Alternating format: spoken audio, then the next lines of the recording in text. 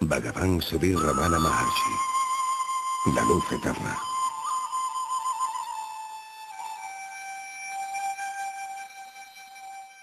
El sabio y su querido monte Arunachala, ambos inseparables.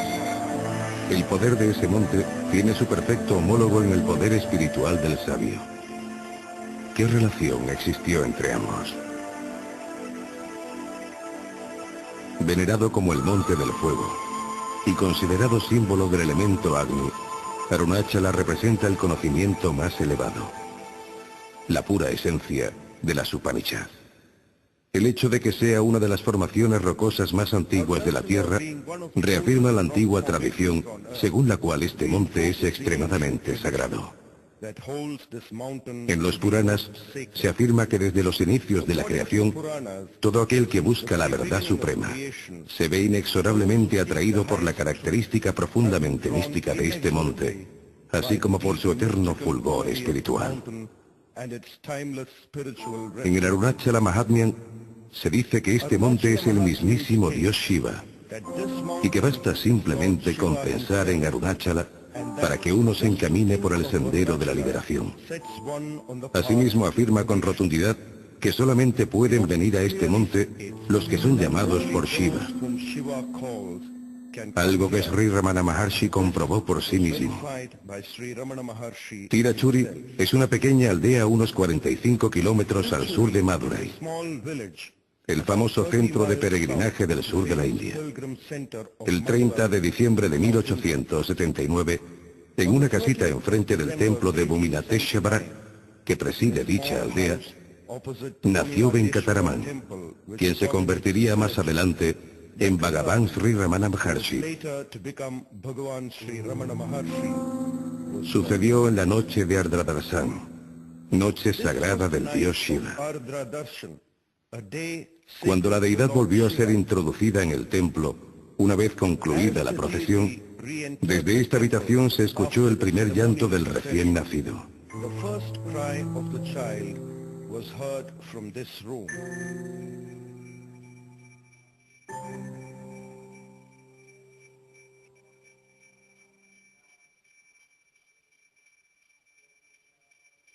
Sundaramayer, el padre de Bhagavan, gozaba de gran respeto tanto entre las gentes de su aldea como de toda la región. Era un hombre muy íntegro, hasta el punto de que los ladrones le tenían tal respeto que nunca le asaltaron. Tanto Sundaramayer como su esposa Alla Gamma eran unas personas de profundas convicciones religiosas. Famosos por su generosidad, mantenían la casa abierta para poder dar de comer tanto a los pobres como a los peregrinos que llegaban a visitar el templo de la aldea. Venkataraman, el segundo de 4 hijos, se crió como un chico normal. Su infancia no destaca por nada en especial, a excepción de que dormía muy profundamente. Cursó sus estudios elementales en la escuela de Tirachuri y durante algún tiempo en la de Dindigul.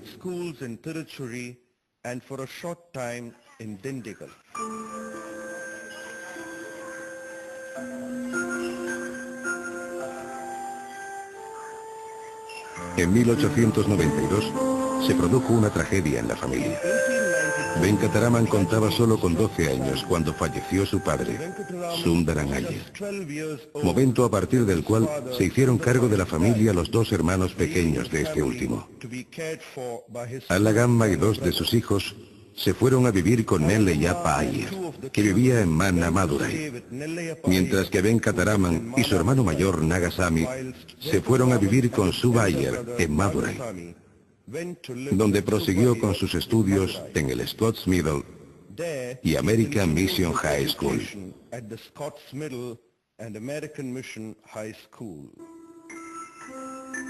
Dicen que Venkataraman oyó hablar por casualidad de Arunachala cuando tenía 16 años.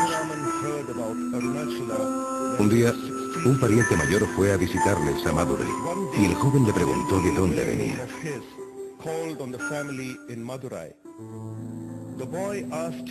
Al oírle mencionar el nombre de Arunachala, se le inundó el corazón de una emoción extraña y sobrecogedora. Y entonces le preguntó, ¿qué? ¿De Arunachala? ¿Y dónde está eso? A lo que el familiar respondió que Arunachala estaba en Tiruvannamalai. Así se empezó a manifestar el dedo del destino.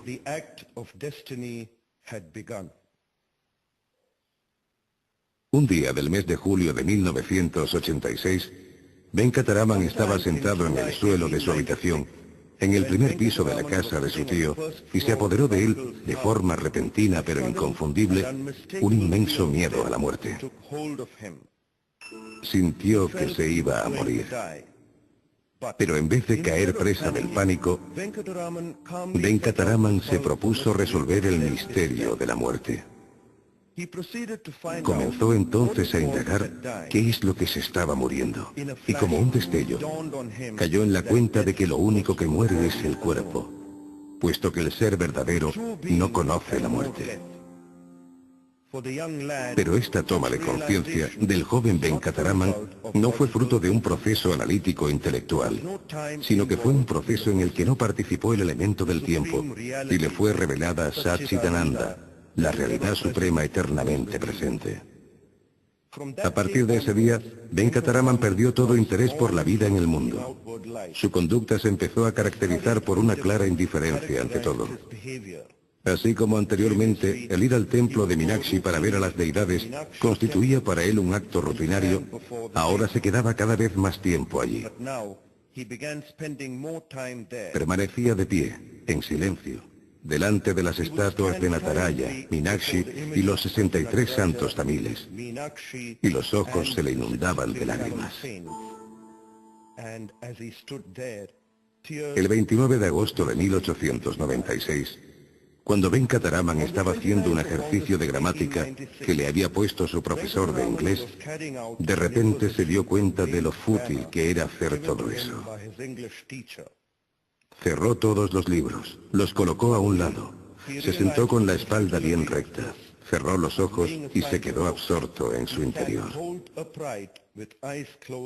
Al observar su comportamiento, Nagasami, su hermano mayor, le regañó y le dijo, no tiene ningún sentido conservar todas estas cosas para alguien que se comporta de esta manera. El significado era evidente. ¿Qué sentido tiene mantenerse en la sociedad y continuar con sus estudios cuando uno le da más importancia a la meditación que a sus responsabilidades sociales? Su hermano ya llevaba varias semanas hablándole en esos términos. Pero Venkataraman todavía no se lo había tomado en serio. Sin embargo, esta vez, esas palabras le llegaron directamente al corazón. Sí, pensó Venkataraman, tiene razón mi hermano. ¿Qué sentido tiene que me quede aquí más tiempo? Inmediatamente le vino a la mente el recuerdo de Arunachala, el cual había oído nombrar por primera vez en noviembre, y que tanto le había emocionado. Entonces sintió una necesidad imperiosa de marcharse. ¿Acaso no es esto una llamada del Todopoderoso? Y tomó la decisión. Sí, esto es que me está llamando a Arunachala. Se puso a investigar cómo se llegaba a ese monte sagrado. Pero tendría que marcharse completamente en secreto, sin que su familia se enterara absolutamente de nada, para que no le pudieran localizar y volvérselo a llevar a casa. Le contó a su hermano mayor que tenía una clase especial en la escuela y que tenía que marcharse. Este le dio 5 rupias y le dijo que de camino pagara la matrícula del instituto. Por fin la providencia le había aportado a Venkataraman los medios para marcharse. Inmediatamente se puso a buscar en un atlas, pero era tan viejo que no aparecía la línea del tren entre Villapuram y Tiruvannamalai, que se había inaugurado en 1892. Sin embargo, en el atlas vio que la estación de trenes más cercana a Tiruvannamalai era la de Tindivanam, y al figurarse que le bastaría con 3 rupias para llegar allí, las 2 rupias restantes las dejó entre los libros de su hermano mayor, junto con una carta, y se marchó a la estación de tren. Me marcho de aquí obedeciendo al dictado del padre y en su búsqueda. Esta acción que emprendo es totalmente virtuosa, por lo que nadie debe ponerse triste. No se necesita dinero para llevarla a cabo.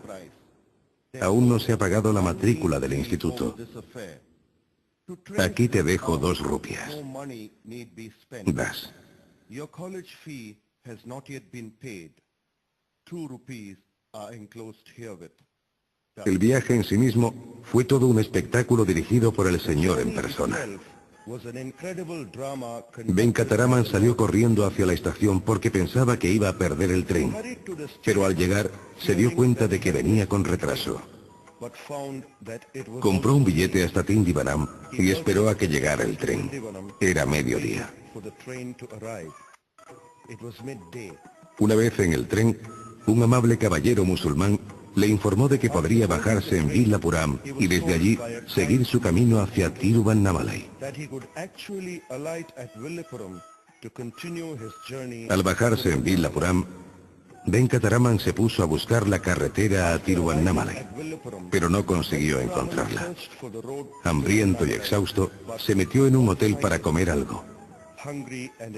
Cuando preguntó cuánto era la comida, el hostelero, al ver que el joven santo solo tenía 2 annas y media, amablemente se negó a aceptar el pago. Con el dinero que le quedaba, Venkataraman solo podía viajar en tren desde Villapuram hasta Mambalapattu, al llegar al cual se bajó del tren y caminó 16 kilómetros siguiendo la vía hacia Tirukoilur. Al anochecer, llegó al templo de Arayalinalur. Exhausto de tanto caminar, Venkataraman entró en el templo y se sentó en el mandapam, contiguo al santuario principal. De repente, se produjo un destello de luz cegadora que inundó todo aquel lugar. Venkataraman se imaginó que esa luz provenía del santuario principal, por lo que se levantó y se puso a buscar de dónde provenía. Pero fuera lo que fuera aquello, ya había desaparecido. Venkataraman regresó al mandapam y se volvió a sumir en samadhi. Al cabo de un rato, los brahmanes oficiantes del templo le dijeron que era hora de cerrar y que tenía que marcharse. Venkataraman les pidió un poco de comida, pero se negaron a darle nada, por lo que siguió a los brahmanes hasta el templo de Kilur, al otro lado del río. Y una vez dentro, volvió a quedar completamente absorto en samadhi. Al acabar con sus obligaciones, los brahmanes le sacaron de dicho estado, pero se volvieron a negar a darle algo de comer. El encargado de tocar el tambor en el templo, que había observado cómo trataban los brahmanes al joven, le rogó que le dieran algo de comer de las sobras. Cuando Venkataraman les pidió un poco de agua potable, le dijeron que fuera a la casa de un shastri que estaba a cierta distancia. Pero mientras estaba esperando fuera de dicha casa, cayó desmayado al suelo. A los pocos minutos, cuando recuperó la conciencia, vio que estaba rodeado por un pequeño grupo de personas que le miraban con curiosidad. Venkataraman bebió el agua, comió algo de alimento, se tumbó y se quedó dormido. El día siguiente, el 31 de agosto, era Gokulashtami, el día en que se celebra el nacimiento del dios Krishna. Venkataraman decidió entregar sus pendientes a un prestamista para conseguir el dinero que necesitaba para llegar hasta Tiruvannamalai. Como tenía hambre, llamó a la puerta de Muta Krishna Bhagavatar, que estaba justo enfrente del templo de Kilur, y pidió algo de comida. Al tratarse de una fecha tan auspiciosa, el Bhagavatar y su esposa se sintieron muy complacidos de poder alimentar al joven sadhu. El Bhagavatar también accedió a prestarle 4 rupias a cambio de sus pendientes para que Venkataraman pudiera continuar su viaje. Asimismo le apuntó en un papel su nombre y dirección para que el joven sabio pudiera recuperar los pendientes cuando quisiera. Venkataraman se deshizo de la nota y se fue a la estación de Tirukoilur, donde tuvo que pasar la noche porque le dijeron que el tren a Tiruvannamalai no llegaría hasta el día siguiente.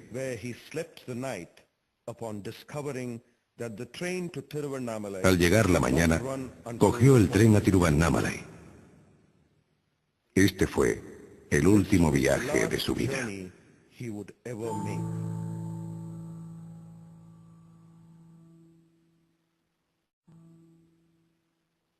El 1 de septiembre de 1896, Venkataraman llegó a la estación de tren de Tiruvannamalai e inmediatamente se dirigió al templo de Arunachalesvara. Al llegar vio que estaban abiertas todas las puertas que conducían al santuario principal y que dentro no había nadie.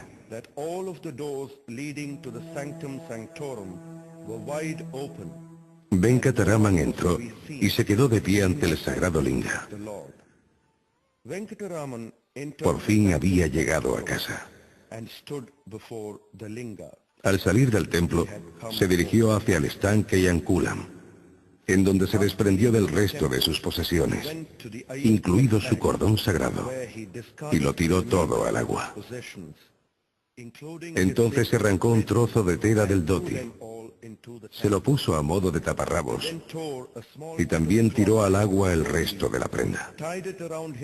Cuando ya se marchaba del estanque, alguien le sugirió que también debería afeitarse la cabeza, a lo que accedió y fue conducido a un peluquero que había por allí cerca. Una vez completada su transformación física, regresó al templo. Pero antes de llegar, quedó empapado por un repentino chaparrón.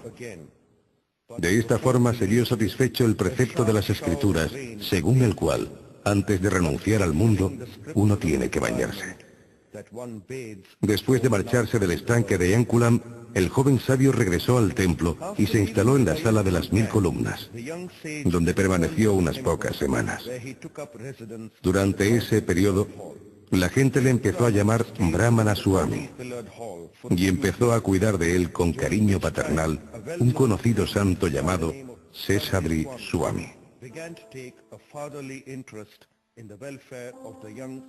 Sin embargo, un grupo de jóvenes adoptaron hacia él una actitud nada benevolente y se dedicaron a gastarle bromas y tirarle piedras, lo cual obligó a Venkataraman a trasladarse al sótano, un lugar oscuro y húmedo, que se llamaba Patala Lingam, porque allí no se atreverían a entrar a molestarle. Durante el tiempo que pasó allí, recibió multitud de picaduras y mordeduras de escorpiones, hormigas y muchos otros insectos. Esas pocas semanas constituyeron una bajada a los infiernos. Sin embargo, el joven sabio permaneció allí sentado, indiferente a todo, y sumido en la dicha del Ser Supremo. Finalmente, siguiendo la sugerencia del Seshadri Swami, unos sadhus que estaban preocupados por su estado físico le sacaron de allí. A partir de entonces, Brahmana Swami residió en distintas zonas del templo durante los siguientes 6 meses aproximadamente, periodo durante el cual un sadhu llamado Udandinayana se convirtió en su asistente y se ocupó de sus necesidades básicas.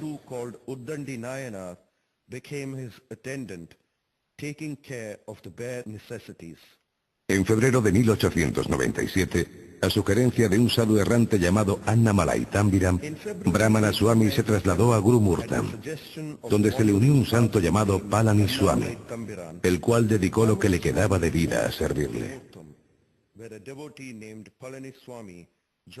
Brahmana Swami permaneció 18 meses en Gurumurtam y en el bosque de mangos colindante, después de lo cual se trasladó al templete de Pavla Kundu, situado en el extremo oriental de Arunachala.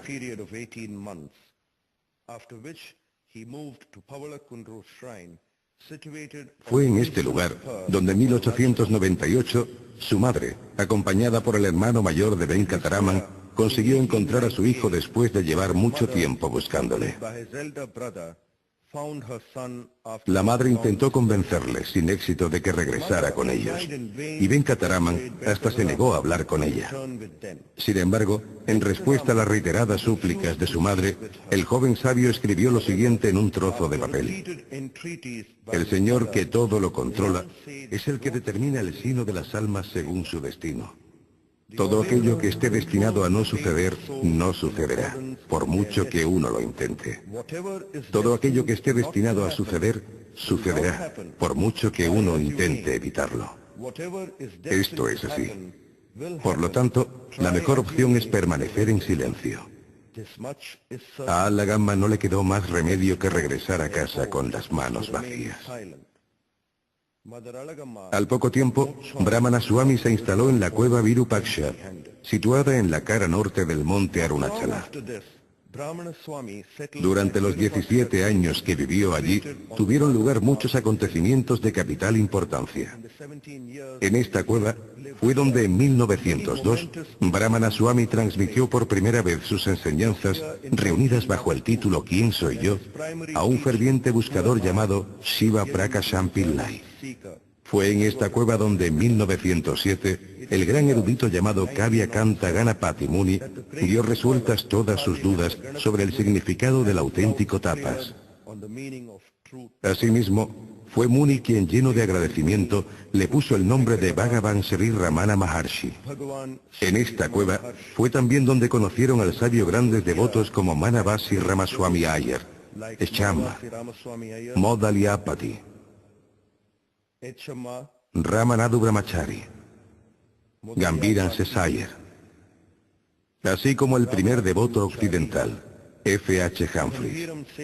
Algunos de ellos tomaron la decisión de trabajar a su servicio. Otros recibieron de él instrucción espiritual.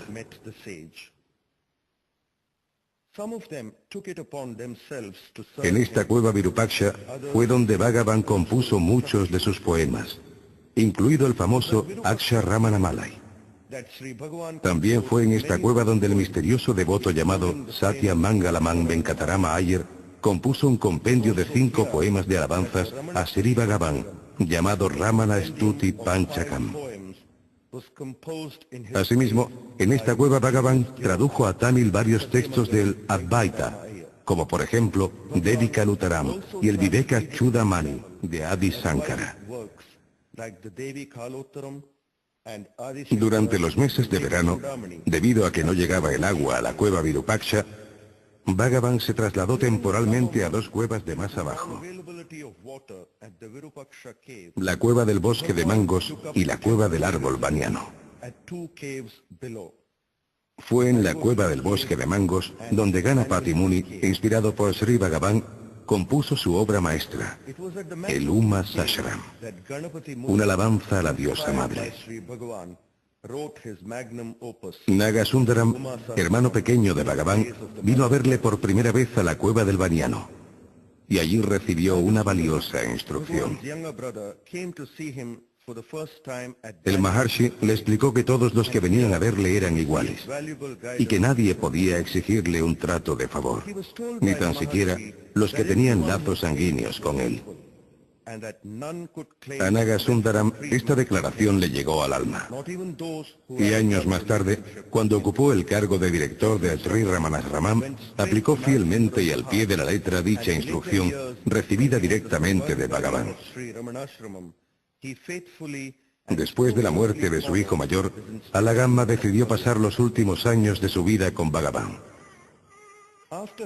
En los 16 años que habían pasado desde que éste se fue de casa, ella le había visitado 2 veces, de camino a Tirupati o al regresar de allí, pero esta vez vino a quedarse para siempre, y se estableció con él en la cueva Virupaksha. Fue ella la que instaló una cocina y empezó a cocinar todos los días para Bhagavan y para los devotos. Fue a lo largo de estos años cuando el vínculo entre Bhagavan y los devotos que le venían a ver se transformó en la clásica relación gurú-discípulo.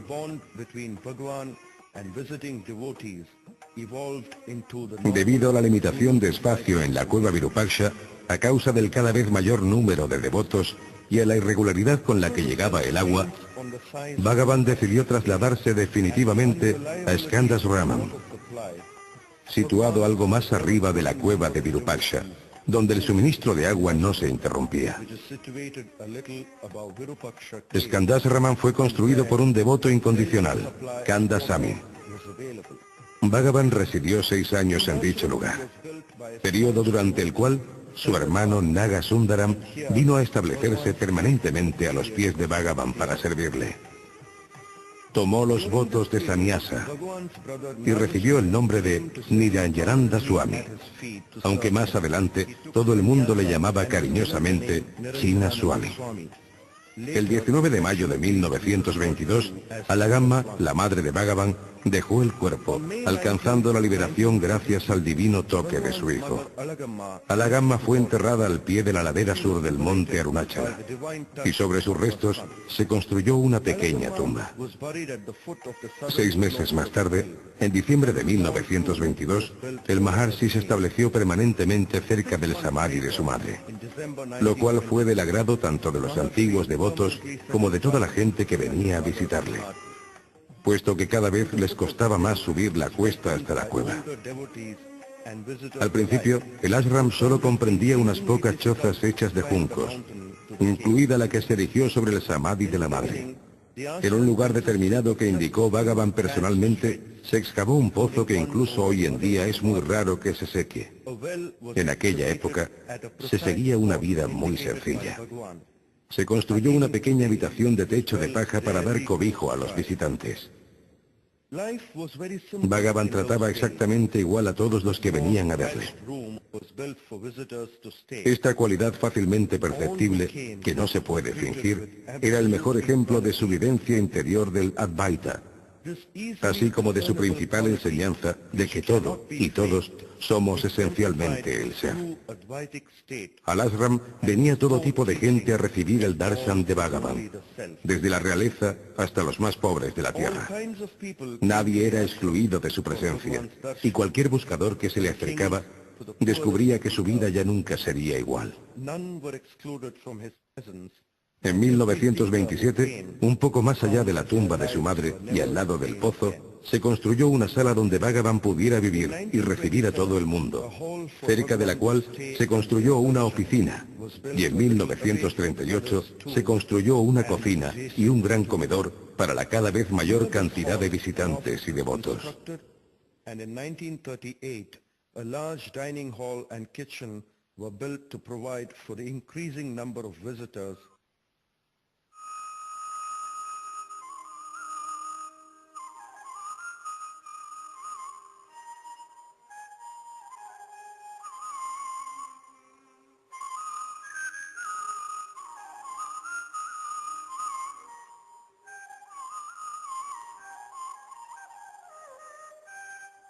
Bhagavan era la perfección personificada. Todo lo que hacía lo realizaba a la perfección. En la cocina, ayudaba a los cocineros a cortar verduras y triturar lentejas y otras legumbres.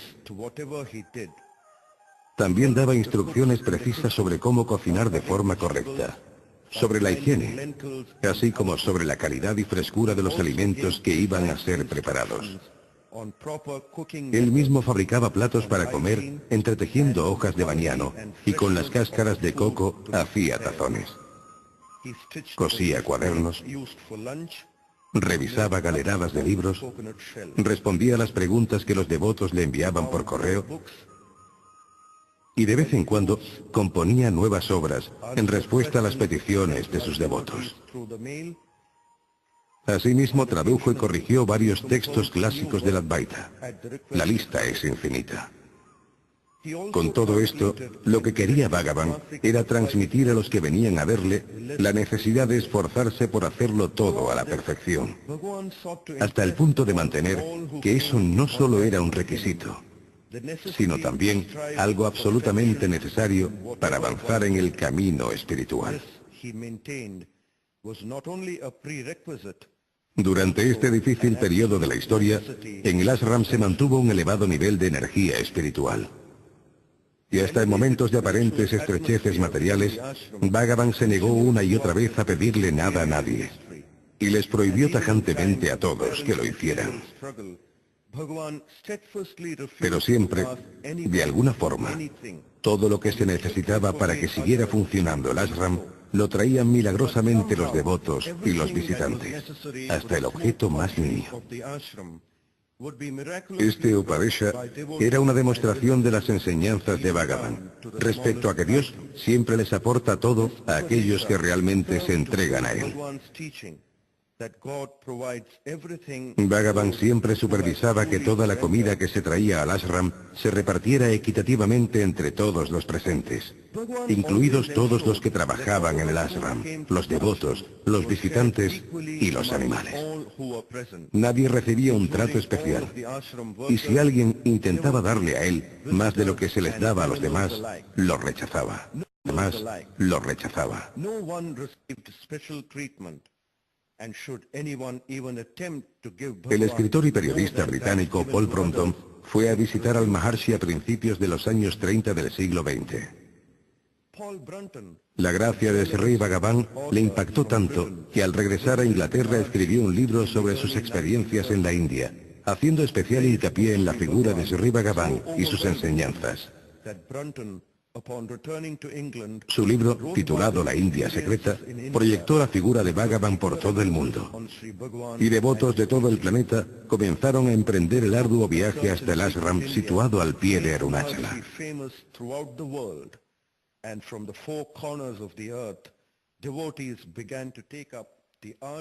Desde principios de la década de los 40, se produjo un incremento considerable de la cantidad de visitantes. Sin embargo, a pesar de todo el caos y destrucción en que estuvo sumido el planeta durante esa década, el ashram siguió siendo un oasis de paz y tranquilidad.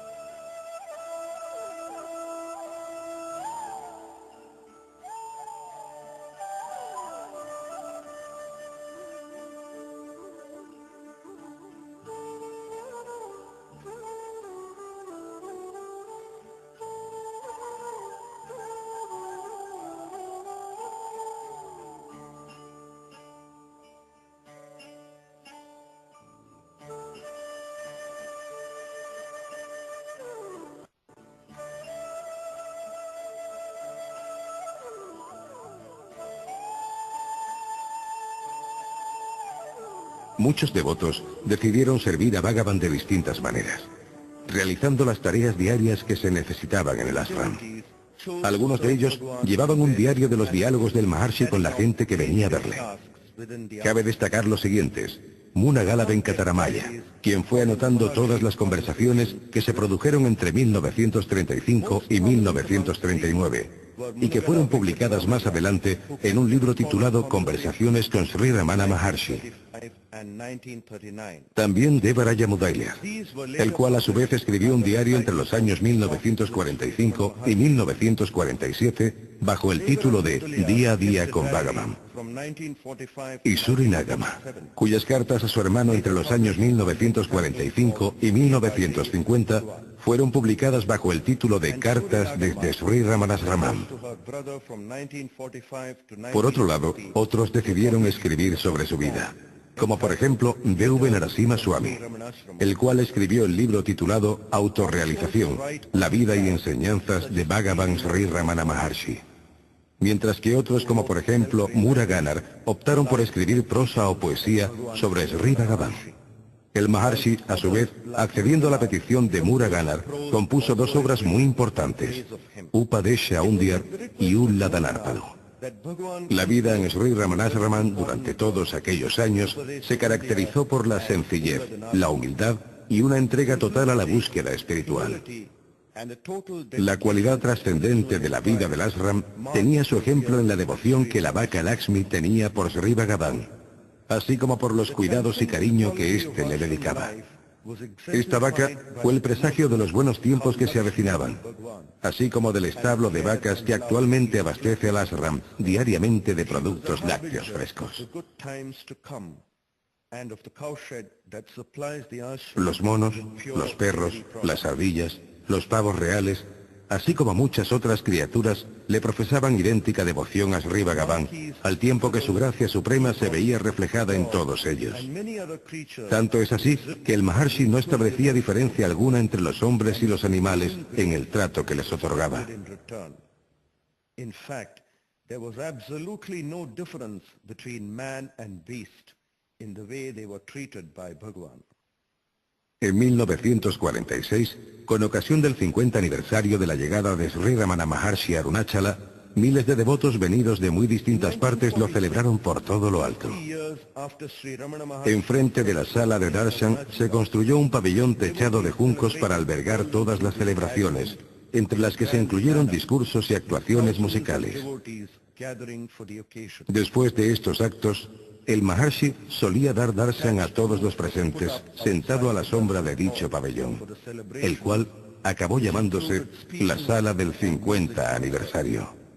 Thereafter, the Maharshi often gave darshan to devotees sitting under that roof, which later became known as the Golden Jubilee Hall. En 1939 se comenzó a erigir un templo sobre la tumba de la madre de Sri Bhagavan. Se construyó siguiendo al pie de la letra las reglas de los ágamas y el Maharshi en persona fue supervisando todos los detalles. Se concluyó en 1949 con la realización de un Kumbhabhishekam, un merecido monumento para la mujer que dio a luz a uno de los más grandes sabios que jamás haya conocido la humanidad.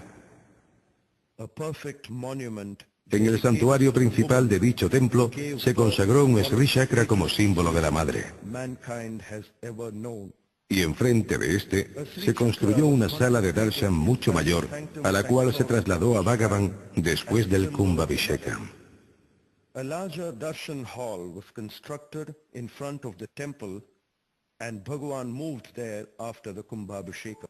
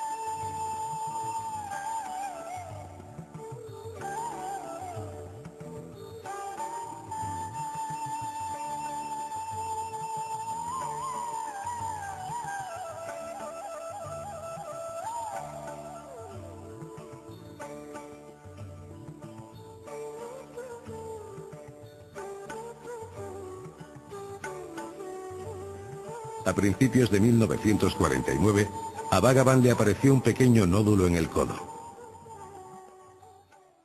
Y a pesar de sus súplicas de que no se lo tocaran, los devotos lograron convencerle de que se dejara operar. En total fue sometido a 4 operaciones para extirparle el bulto, un tumor maligno denominado sarcoma. Pero después de cada operación, el tumor se reproducía aumentando cada vez de tamaño, hasta que a principios de 1950 adquirió unas proporciones muy graves.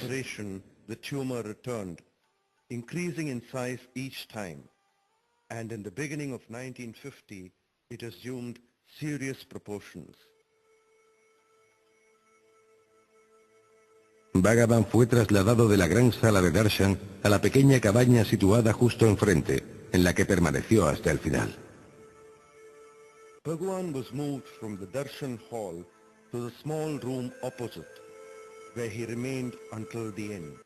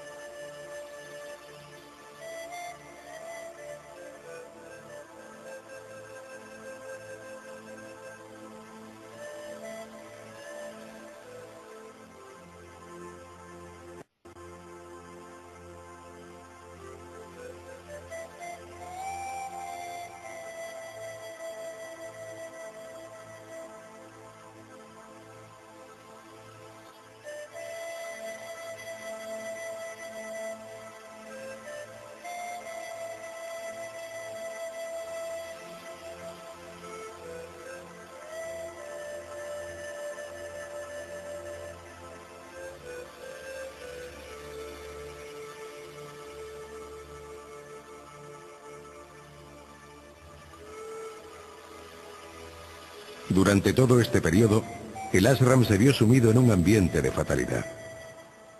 Pero hasta los últimos días, el Maharshi no dejó de dar darshan a los devotos. Todos y cada uno de ellos recibieron la gracia especial de Bhagavan.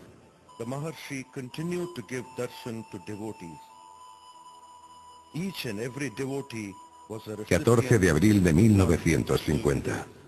Los devotos tuvieron la sensación de que ese iba a ser el último día en que verían a Bhagavan en el cuerpo. Aquella tarde Bhagavan dio darshan.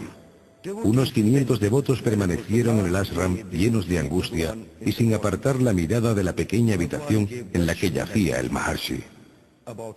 A medida que se acercaba el momento final, unos cuantos devotos empezaron a cantar espontáneamente el poema inmortal compuesto por Bhagavan, titulado Aksharamana Maldi. Al escucharlo, le brotó una lágrima de sus divinos ojos. A las 20:47, sencillamente dejó de respirar. No dio boqueadas, no opuso ninguna resistencia. En ese preciso momento, algo parecido a un meteorito, de una luz azul clara, atravesó lentamente el cielo de la noche desde el sur y desapareció tras el monte Arunachala. Había concluido la manifestación física de Bhagavan.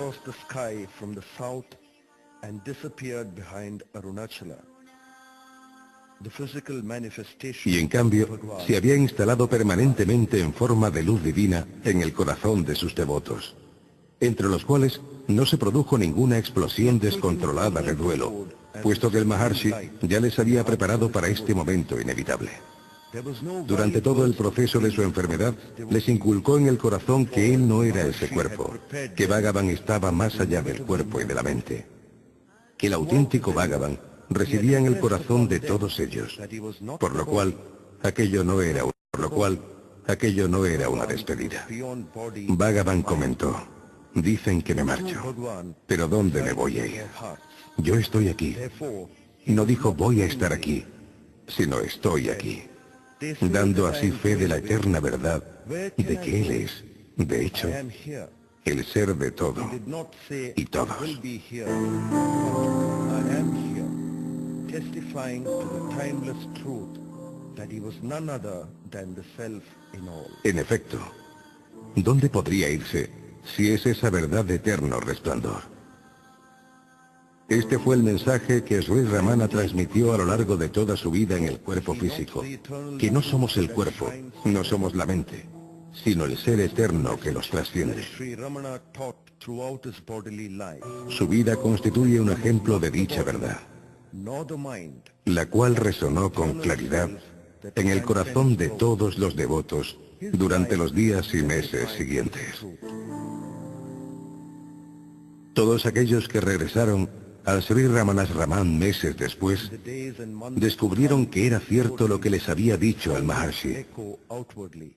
Todos pudieron sentir la imponente presencia del maestro, tanto si estaban sentados delante de su tumba como en la sala donde dio darshan durante más de 20 años. One felt the powerful presence of the master, whether one sat in front of his tomb or in the hall where he gave darshan. Hoy en día sigue todo igual.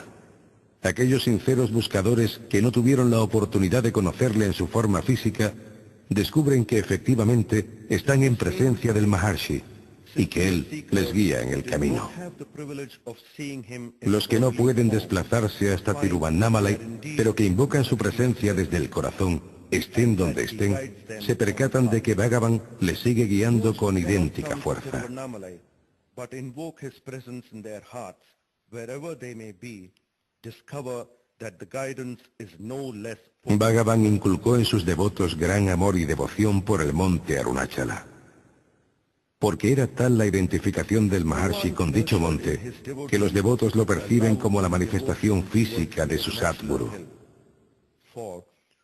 Los devotos de Bhagavan Sri Ramana Maharshi siguen considerando que una importante ayuda en su búsqueda consiste en recorrer todo el camino circular en torno a Arunachala. Circumambulation of the hill remains a sacred oblation with the devotees of Bhagavan Sri Ramana Maharshi. Hoy en día, el aspecto de Sri Ramanasraman es muy distinto del que tenía hace 50 años. Existen más edificios, sobre todo de hospedaje para los visitantes, con el fin de cubrir las necesidades de un número de devotos cada vez mayor. Al final de los años 70, sobre el Samadhi de Bhagavan se construyó un amplio auditorio, así como un nuevo comedor contiguo al original. Y tal y como deseaba Bhagavan, Sri Ramanasraman se mantiene como un centro espiritual en el que el auténtico devoto puede encontrar el entorno perfecto para avanzar en su búsqueda de esa verdad que subyace a su existencia. A Arunachala y a Sri Ramanasraman vienen buscadores de todo el mundo para sumergirse en su paz, para experimentar su tranquilidad, para invocar y esforzarse por alcanzar la verdad, y en última instancia, para que forme parte intrínseca de sus vidas.